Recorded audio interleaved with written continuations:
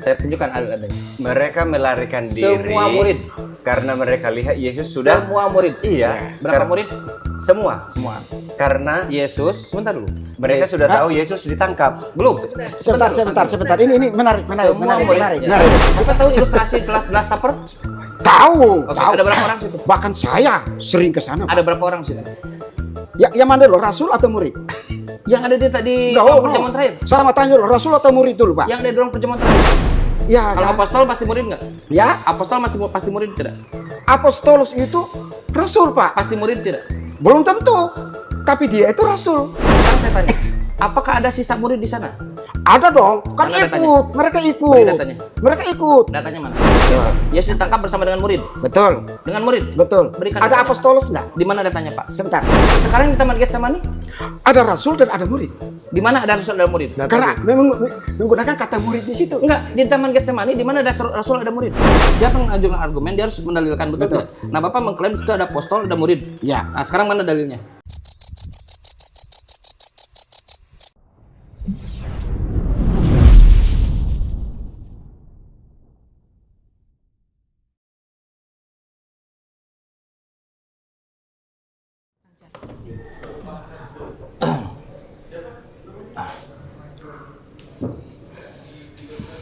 Kalau kita lanjutkan, setelah Yesus menampakkan diri pada murid-muridnya, tak ada Yesus berlaku seperti dulu. Dia datang ke sinagoge, ke Bait El, mengajar pada orang-orang, mengajar, tidak ada. Dia bersembunyi. Kenapa dia bersembunyi? Karena dia takut mati. Kenapa dia takut mati? Karena dia belum mati. Loh, terus apa urusan?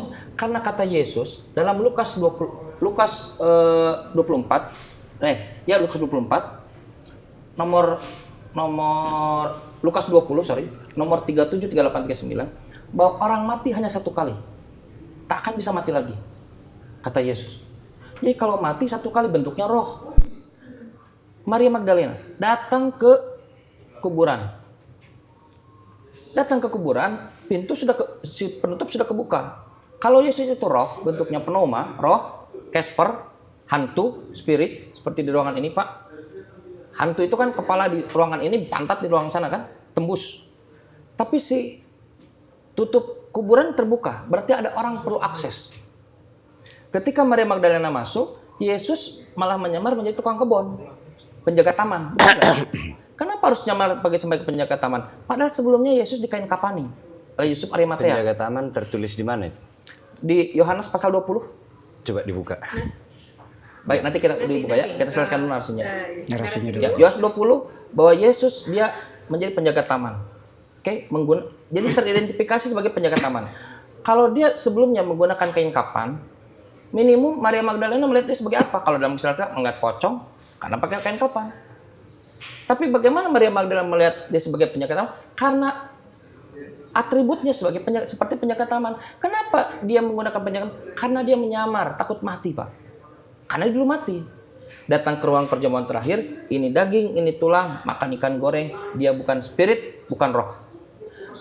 Setelah dia nampakkan diri pada murid-muridnya, dia tidak pernah lagi ada di ruang umum. Gak ada. Ketika ke Emmaus, dia bersembunyi. Murid-muridnya tidak kenal dia kan? Loh, murid-muridku, domba-dombaku mengenal aku, mengenal saraku, aku mengenal mereka, dan mereka mengikuti aku. Pada saat itu mereka tidak melihat Yesus. Kenapa? Karena Yesus menyamar, takut dia, trauma. Hari Kamis malam Jumat, dikejar-kejar oleh tentara orang Yahudi. Dia sudah siap siaga dengan jihadnya. Bahkan menyuruh untuk membeli pedang, menggadaikan jubahnya, bersiap untuk berjihad, mengatur strategi. Dari 11 murid itu 8 murid disempatkan di depan, 3 murid masuk ke tengah. Simon Petrus, anak Yakobus, anak Zebedeus. Terus siapa lagi satu lagi? Yohanes. Nah, dikasih Simon Petrus 1 menit. 1 menit. Tapi ternyata strategi berubah. Yang datang tentara Romawi. Sudah sarungkan. Siapa yang menyalurkan pedangnya, dia akan dibunuh, kan begitu kan? Kata Yesus. Apa yang terjadi? Itu pergumulan, Pak. Ibrani 5 nomor 7. Karena kesolehan Yesus, doanya didengar oleh Tuhan yang mampu menyelamatkannya dari maut. Doa yang mana? Ya Bapa, lepaskanlah cawan ini dari hadapanku. Jika bukan kehendakku yang berlaku, biarlah kehendakmu yang berlaku. Al-Quran sama dengan Bible. Kenapa bapak-bapak Kristen kok berbeda dengan Bible? Ya. Baik, terima kasih. Saya duluan? Langsung ya, Pendeta Rahmat 10 menit. Baik. 10 menit. Langsung saja. Yap. Penyaliban Yesus dalam Alkitab tidak ada indikasi bahwa Yesus digantikan oleh orang lain. Ini hanya diketahui oleh orang yang sudah membaca seluruh Alkitab. Saya tidak sembarangan mengatakan itu. Kalau sudah baca semua Alkitab, tidak ada narasi di dalam Alkitab mengatakan bahwa Yesus digantikan oleh atau teori substitusi, kemiripan. Tidak ada narasi Alkitab seperti itu. Sebaliknya, narasi Alkitab memberikan bukti-bukti bahwa yang disalibkan adalah Yesus sendiri. Berikut adalah beberapa bukti Alkitabiah yang menunjukkan keaslian penyaliban Yesus Kristus. Yang pertama, kesaksian mata yang mengenal Yesus. Semua muridnya itu mengenal Yesus. Jadi pada saat Yesus ditangkap, mereka itu berlarian semua.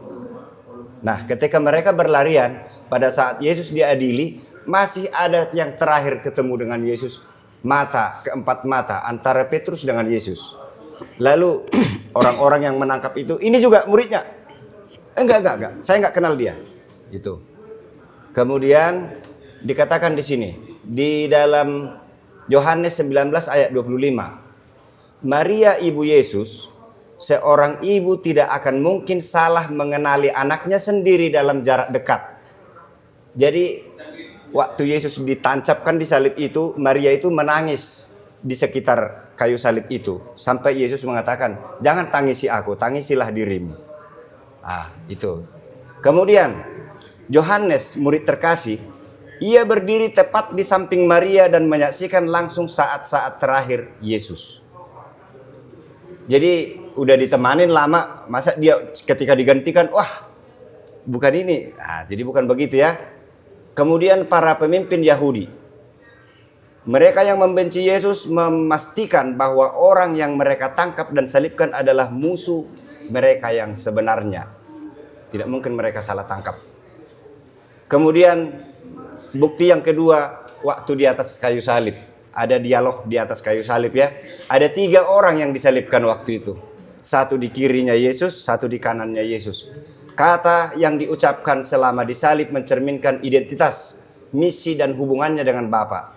Dikatakan, ya Bapa, ampunilah mereka. Di dalam Lukas 23 ayat 31. Dikatakan, ya Bapa, ampunilah mereka sebab mereka tidak tahu apa yang mereka perbuat. Kalau itu orang sembarangan yang disalibkan itu tak akan sanggup mengucapkan seperti itu kalau dia diserupakan. Kemudian janji kepada seorang penyamun yang di sebelah kanannya. Yesus berjanji kepada penyamun di sampingnya bahwa ia akan bersamanya di Firdaus hari ini. Hanya seorang yang berkuasa yang berasal dari surga yang sanggup mengatakan ini. Hari ini juga kita sudah berada di dalam taman Firdaus. Itu buktinya bahwa dia bukan digantikan. Dia memang adalah Mesias yang sudah jauh sebelumnya, masih di masa Adam dia sudah dinubuatkan akan terjadi proses penyaliban ini. Kemudian hubungannya dengan Bapa, dia sebut begini. Yesus mengatakan, Eli Eli lama sabatani.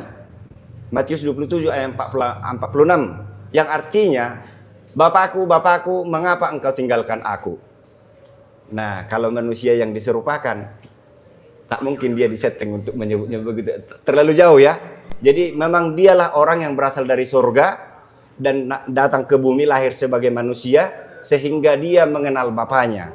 Lalu bukti yang ketiga. Tadi ada satu bukti kesaksian mata orang-orang yang mengenal Yesus. Tidak ada dalil bahwa keraguan kepada mereka yang disalib itu digantikan oleh orang lain. Dan di Alkitab itu tidak ada. Kemudian yang kedua tadi dialog di atas salib itu. Yang ketiga, bukti luka fisik setelah kebangkitan. Jadi memang kalau sepotong-sepotong kita potongin Alkitab itu bisa berbeda makna. Bukti yang paling kuat bahwa disalibkan, bahwa Yesus disalibkan, muncul setelah kebangkitannya. Setelah dia bangkit, menunjukkan bekas-bekas luka spesifik akibat penyaliban kepada murid-muridnya. Jadi murid yang lain itu ketika Yesus menampakkan diri, langsung percaya mereka karena mereka mengenal. Tetapi Thomas, jangan-jangan bukan dia ini, bisa aja mirip. Ini si Thomas ini orang kurang percaya, tapi bermakna sampai di zaman akhir ini.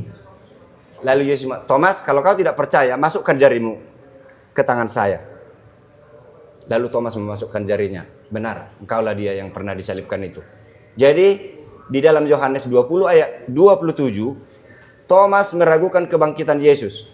Yesus kemudian muncul dan menyuruhnya menaruh jarinya pada bekas paku di tangannya dan tangannya ke lambungnya yang ditusuk tombak.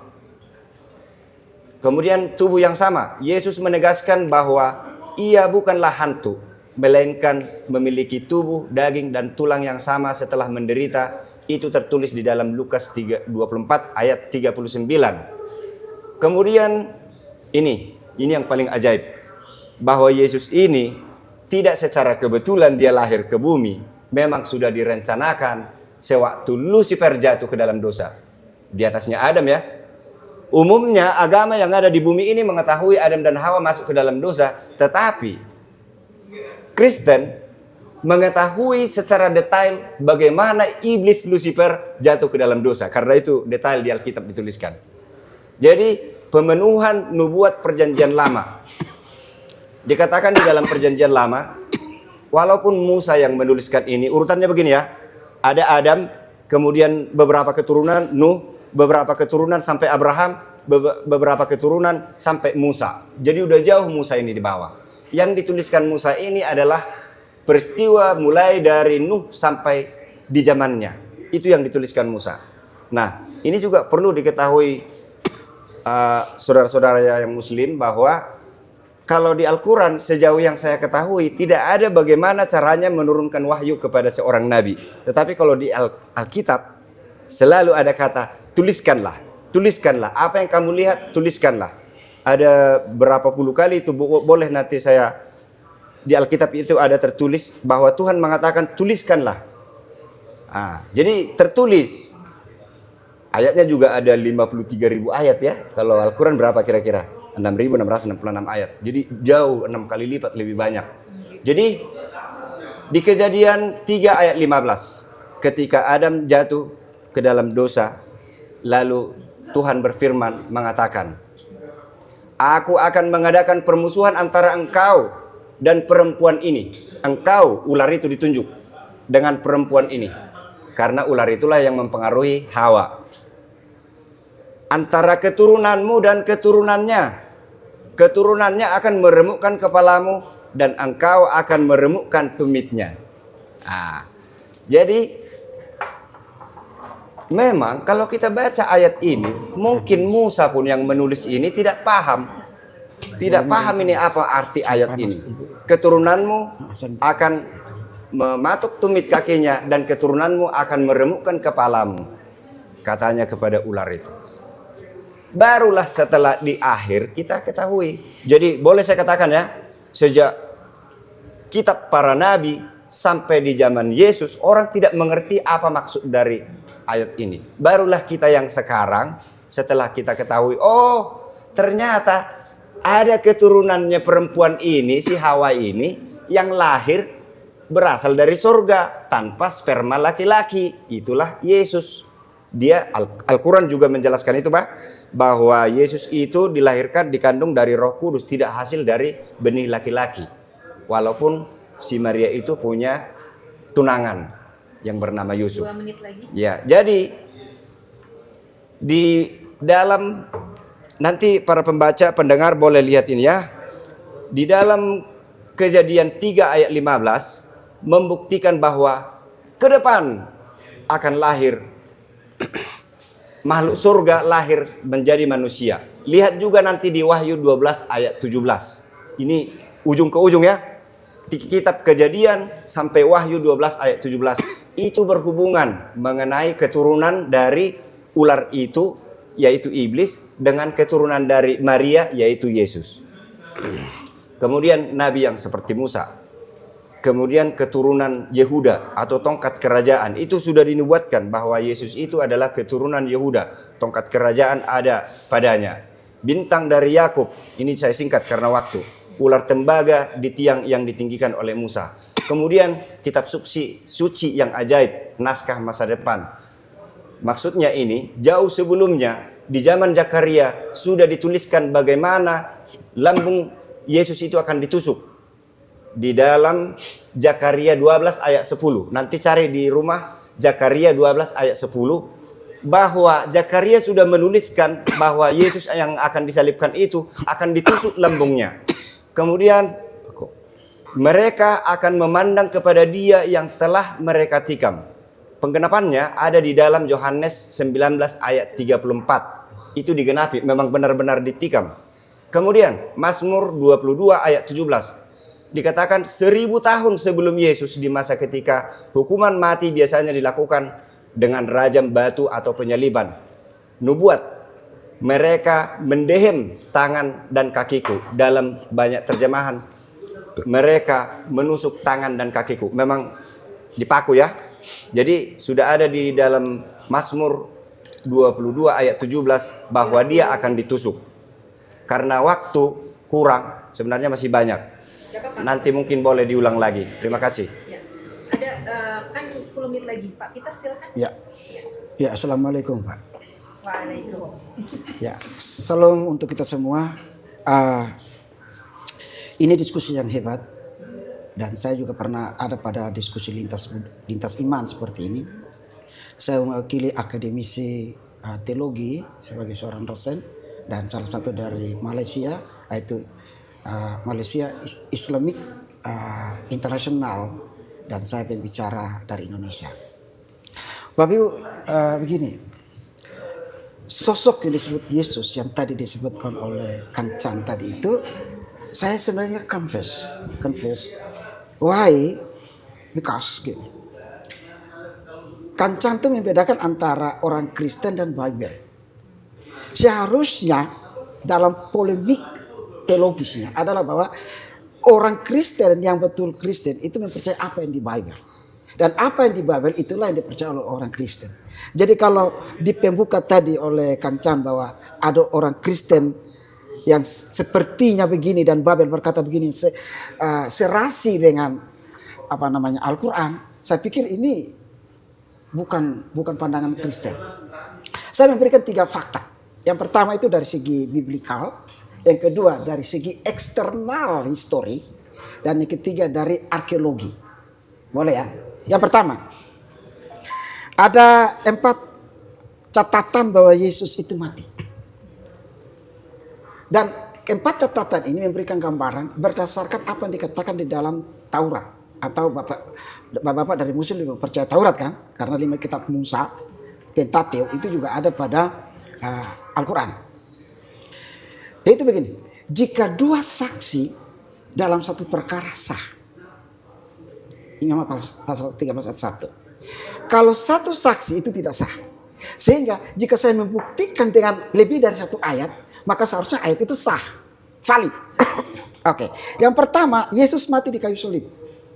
Ada banyak faktanya, Matius 27 ayat 35, Markus 15 ayat 24 sampai 37, Lukas 23 ayat 33 sampai 46, Yohanes 19 ayat 18 sampai 20. Jadi lebih dari 1 ayat memberikan indikasi bahwa Yesus itu mati di kayu salib.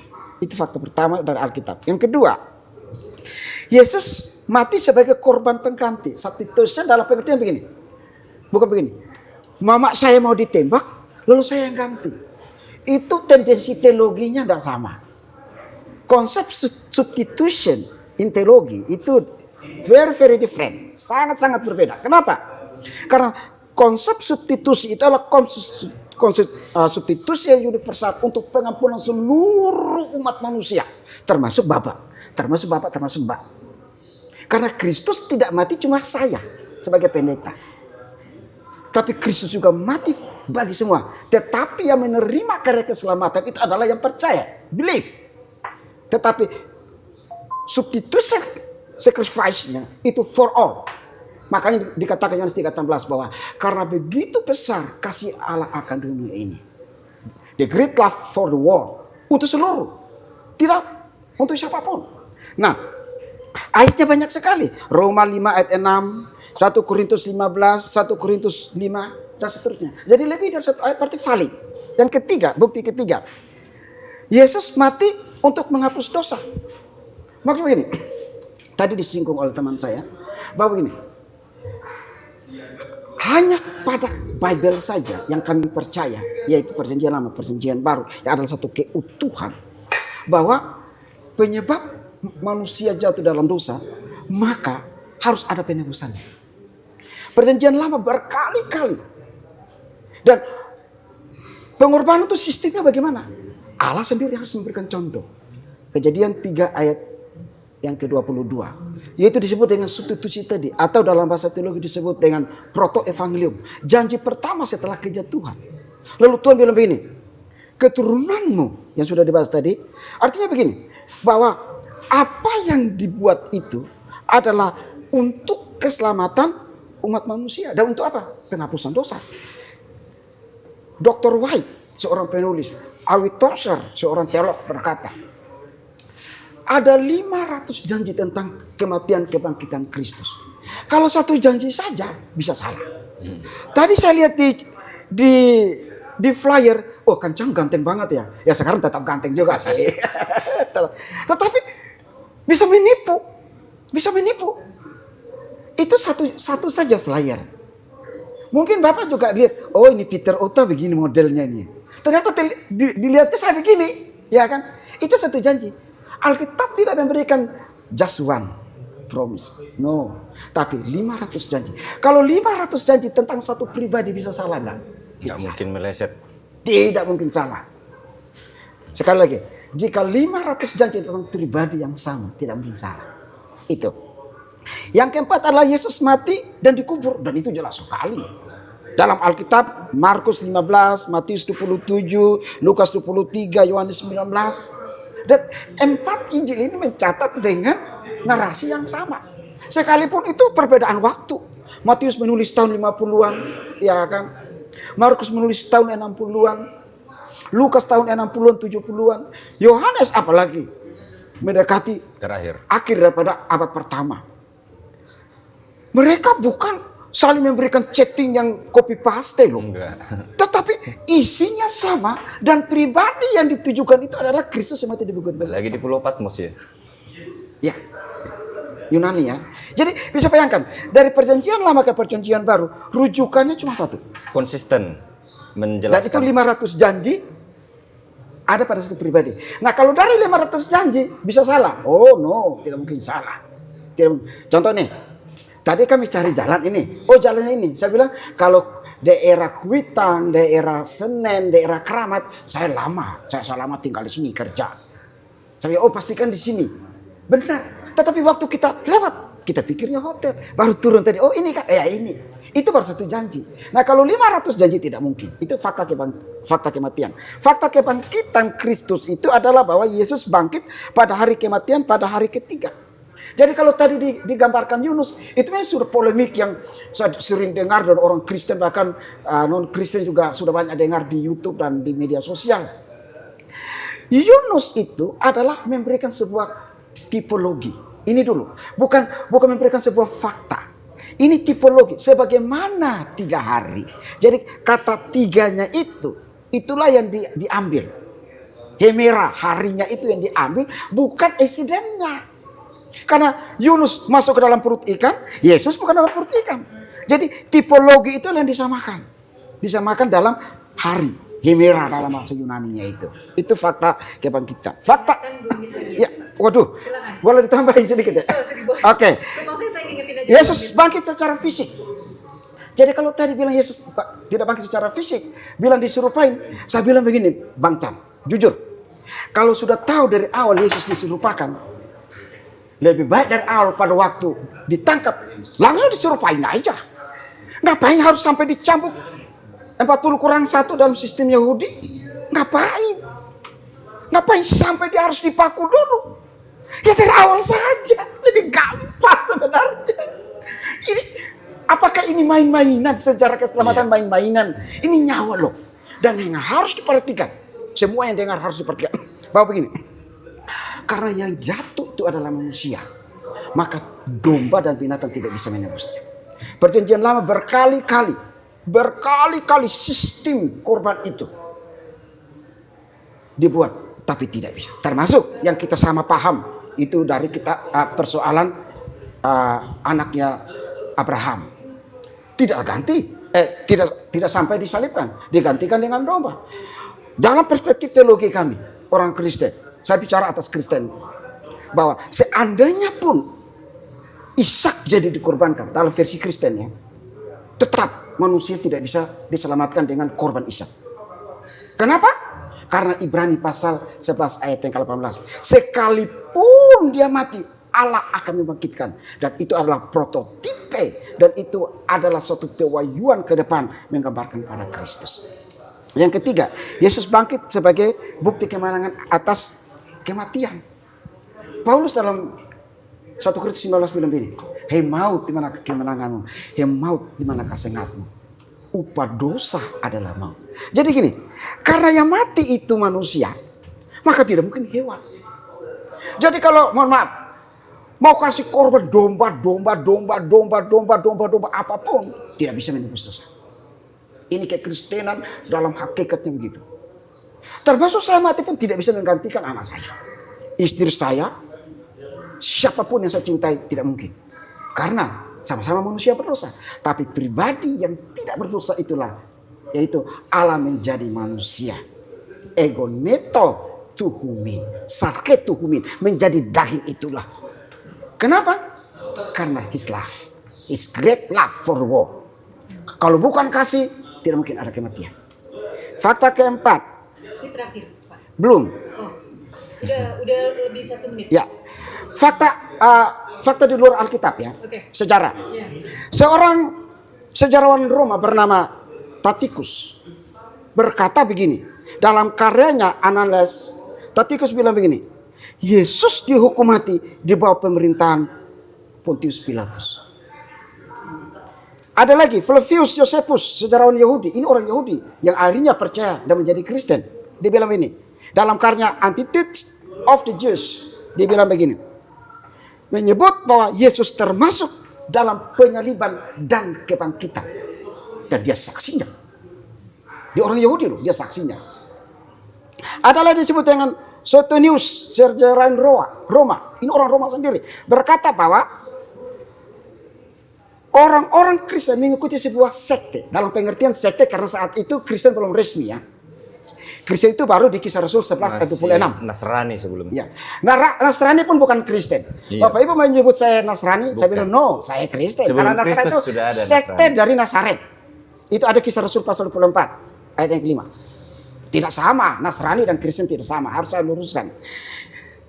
Suetonius berkata bahwa pernah terjadi penyaliban dan kebangkitan. Juga Pliny, gubernur Romawi, pernah menulis surat kepada gubernur Romawi bahwa ada seorang pribadi namanya Yesus pernah disalibkan dan bangkit. Bukti eksternalnya ada. Bahkan secara arkeologi saya kasih 2 bukti, mohon 2 menit. Yaitu ada namanya kubur Yohanan. Dan kubur itu, di dalam kubur itu ditemukan kubur yang menunjukkan bahwa Kristus pernah ada di situ. Ada lagi yang disebut dengan inskripsi Pilatus, mencatat bahwa ada kubur yang dimeteraikan bahwa pernah yang namanya Kristus mati di sini dan bangkit.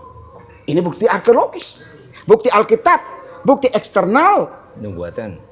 dan bukti dari arkeologis genap bahwa memang betul pribadi yang sama. Sehingga saya harus berkata, tidak mungkin kami salah percaya. Jadi kalau tadi dikatakan Kristen dan Bible, ya saya percaya itu mungkin bukan Kristen. Karena Kristen pasti mengikuti Bible. Karena saya Kristen yang mengikuti Bible. Selesai? Ya. Kita terima kasih. Waduh. Jadi teman-teman semua yang menyaksikan debat ini, kita sudah mendengarkan narasi dari narasi dari Kanca, dari Bang Dio mengatakan bahwa Yesus tidak mati, tidak disalib dan tidak bangkit. Kemudian dari Pak Pendeta mengatakan bahwa Yesus itu mati, disalib dan bangkit. Bukan begitu Pak Pendeta? Karena ada 500 bukti. Nah, sekarang kita masuk ke sesi selanjutnya. Ini yang paling ditunggu-tunggu ya Kang Chan ya. Karena langsung bertanya. Kang Chan bisa tanya ke Pak Rahmat TikTok langsung Sambil ya. minum nih madu. Ya, sambil dinikmati. Oh ya, Madunya ini keren. dari Maudi Madu. Terima kasih sponsor Wah. kita malam ini. Beda rasa. Rasa. Saya kaget tadi kok lain begini. Iya. Rupanya ada madunya. Terima kasih Julius. Oke, baik ya. Masuk. Langsung aja ya, Pak Kamcan atau Bang Dio langsung saya kasih 5 menit pertama TikTok. Jadi bolak-balik 5 menit, tapi langsung. Saya kasih 5 kali. Oke. Silakan. Panjang banyak yang disampaikan oleh Pak Rahmat, tapi tidak ada yang menyentuh kecuali 1-2 saja dengan topik kita. Pak Rahmat mengatakan tidak ada, kalau konfigurasinya ada pengganti substitusi, tidak ada disebutkan dalam Bible. Jangan bilang tidak ada, Pak. Bilang belum. Mungkin Bapak belum tahu. Sudah baca semua. Sekarang saya kasih tahu. Sudah baca semua saya. Coba buka Markus 14:50. Seru nih. Buka sendiri Pak, karena Bapak yang bernarasi. Saya tahu itu salah baca nanti saya tahu. Markus 14 nomor 50. Ketika di Taman Getsemani, 50, 51, 52. Semua murid melarikan diri. Di Taman Getsemani itu hanya ada Yesus, 11 murid, terus Yudas bersama tentara Romawi dan tua-tua dari ahli Taurat. Hanya itu. Tak ada tukang martabak, betul nggak Pak? Belum ada martabak. Nggak ada kan? Belum ada. Hanya ada Yesus. Kebab yang Betul. ada. Markus 14:50. Semua murid melarikan diri. Ini atau ke saya? Dua-duanya saja. Oh, oke, silakan. Dua-duanya saja. Silakan. Semua murid melarikan diri. Karena Pak Rahmat tadi bilang tidak tahu. Iya. Tidak ada. Ternyata ada. Saya tunjukkan adanya. Mereka melarikan diri. Semua murid. Karena mereka lihat Yesus sudah. Semua murid. Iya. Berapa murid? Semua. Semua. Karena Yesus, sebentar dulu. mereka sudah tahu Yesus ditangkap. Belum. Sebentar. Ini menarik. Semua murid. Ya, Menarik. santai. Kita harus tahan. Semua, 5 menit. Ada waktunya. semua murid melarikan diri. Hanya tinggal Yesus, betul tidak? Iya. Tinggal Yesus. Yesus, Yudas dan tentara Romawi, betul tidak? Markus 14 nomor 52. Di sana ada seorang pemuda yang menggunakan kain lenan. Iya. Betul Pak? Bapak tahu siapa itu? Jangan saya tanya siapa, tanya Bible. Oke. Nanti. Kan Bapak kata Bapak Kristen sama dengan Bible. Iya. Kita tanya Bible. Betul. Kita tanya Kristen. Saya akan jawab. Oke. Ya, silakan. Ada seorang murid yang menggunakan kelainan. Oke. Meninggalkan dia, mengikuti dia, lalu menanggalkan kainnya Iya. dan lari dengan telanjang. Betul. Tentara Romawi mau menangkap dia. Betul. Oke. Iya. Coba saya tanya ke Kristen. Kristen sama nggak dengan Bible? Menurut Kristen siapa pemuda menggunakan kain lenan itu? Tidak pernah aku dengar. Udah cukup? Boleh. Di mana itu Ya, ayat? Nggak apa-apa. ada. Gini Pak. Silakan. Dalam kelompoknya Yesus, ini yang harus diperhatikan dulu.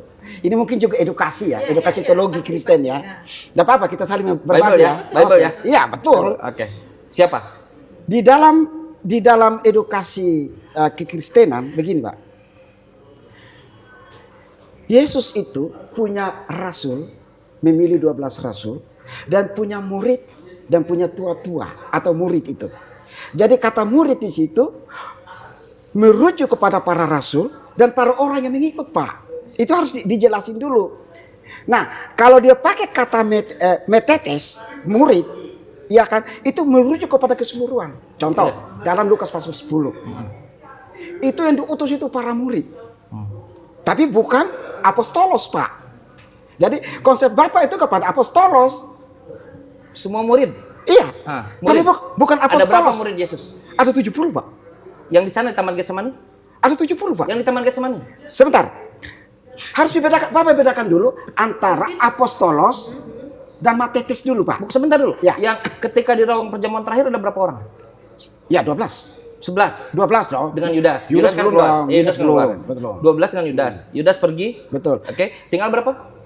Sebentar ini. Dari mana Bapak tahu bahwa cuma ada 11 atau 12? Tertulis. Dan ditertulis itu. Oh, enggak ada penyebutan number, Pak. Bapak tahu ilustrasi Last Supper? Tahu, Oke, tahu. ada berapa orang situ? Bahkan saya sering ke sana, Pak. Ada berapa orang situ? Ya, yang mana dulu, rasul atau murid? Yang ada di No, ruang no. perjamuan terakhir. Sama tanya dulu, rasul atau murid dulu, Pak? Yang ada di ruang perjamuan terakhir. Iya, saya tanya balik, Murid, Bapak. murid. Murid. Kalau murid berarti lebih dari 12. Karena Ada yang datanya, Pak Peter, dari Bible. Tadi Kang Chan Iya. sudah Ya udah. apostolos Sekarang dan begini. metetes itu beda, Pak. Harus dibedakan. Student, ya kan? Student itu murid biasa. Ya Kalau kan? apostol pasti murid nggak? Ya, Apostol pasti murid tidak? apostolos itu rasul, Pak. Pasti murid tidak? Belum tentu. Tapi dia itu rasul. Itu beda, Pak. Kalau dia bukan murid, dia rasul. Jadi- Belajar dari mana? Siapanya? Kalau dia rasul, apostol dari Yesus, kalau dia bukan murid, dia belajar dari mana? Ini. Ini konsepnya dijelasin dulu, Pak. Ini Bapak ada keliru nih. Yesus itu memilih 12 apostolos. Tetapi yang mengikuti Yesus murid itu ada banyak. Hmm. Nah, maksud Bapak yang mana dulu? Yang ada di Taman Getsemani. Nah, yang apostolos atau matetes? Kalau yang murid. Nah, ini kekeliruan. Nah, sekarang baik. Sekarang saya tanya, apakah ada sisa murid di sana? Ada dong, kan Mana ikut, mereka ikut. Beri datanya. Mereka ikut. Datanya mana?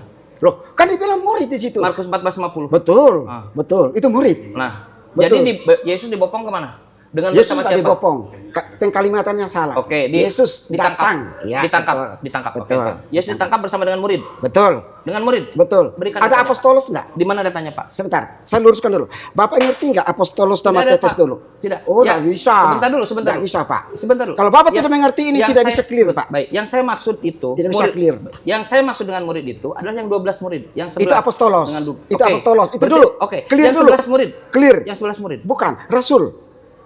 Rasul dulu. Sekarang di Taman Getsemani, Ada rasul dan ada murid. di mana ada rasul dan murid? Karena memang menggunakan kata murid di situ. Enggak, di Taman Getsemani di mana ada rasul ada murid?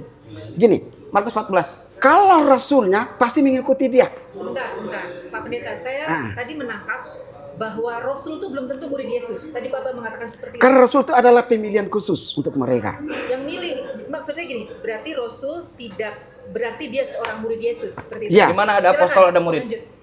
Markus Lihat di 14. Yunani, lihat di Yunani, Pak. Baca, cepat. Bapak yang baca dong, jangan saya. Enggak, di mana di situ ada apostol ada murid? Ini bahasa Indonesia, Pak. Iya, ada apa? Murid. Ini bahasa Indonesia. Ya, Lihat sekarang tuh bahasa Yunaninya. ya udah, di bahasa ini apa? Lihat dong, Pak. Ya apa di Dan situ? Bapak nanya saya. Enggak, Bapak yang ngajukan argumen loh. Nah, gini. Siapa yang ngajukan argumen dia yang mendalilkan betul. Sebentar nggak? begini, Sebentar. supaya clear ya, supaya clear ya. Sebentar. Siapa yang ngajukan argumen dia harus mendalilkan betul. Betul. nggak? Nah, Bapak mengklaim di situ ada apostol, ada murid. Ya. Nah, sekarang mana dalilnya? Gini, supaya jelas dulu. Kalau yang disebut dengan murid itu berarti belum tentu, ya kan? Atau sorry. Yang disebut apostel itu adalah yang dipilih Dalilnya. dari rasul. Dalilnya mana? Oh, di Alkitab banyak. 14. Enggak, Markus sebentar, 14. terlalu Izin banyak, saya Pak. potong. Terlalu banyak. Jadi begini, Waktunya nggak cukup. Gini, Pak Ini nih, Pendeta. Markus 14 saya sudah siapkan pasalnya. Siap. Silakan Dalilnya baca. mana? Silakan baca, Pak. Izin, Bapak Pak baca. Pendeta. Nggak dulu. ada, cuman murid. Sebentar, Kang Betul. Chan, Ya, Pak Pendeta jadi silakan. izin. Interview. Jadi Kang Chan mengajukan pertanyaan berdasarkan data. Betul. Jadi ketika Pak Pendeta ingin membantah data itu, harusnya kan by data juga. Betul. Jadi bukan berdasarkan asumsi atau penafsiran Pak Pendeta. Betul. Nah, sekarang kami minta datanya di mana? Apostol. Saya seorang mu'alaf. Perjalanan saya mengenai Islam mengajarkan saya akan satu hal. Kebaikan itu harus terus mengalir.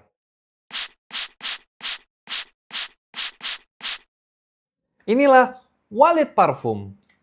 Bukan sekedar wangi, tapi bernilai dengan ibadah. Karena 100% hasil penjualannya digunakan untuk wakaf pendidikan. Bapak Ibu, untuk harganya hanya di bawah Rp90.000 sudah mendapatkan 2 botol parfum ini. Untuk tahan lama aromanya, itu di atas 5 jam Bapak Ibu. Masya Allah. Harganya hanya di bawah Rp90.000.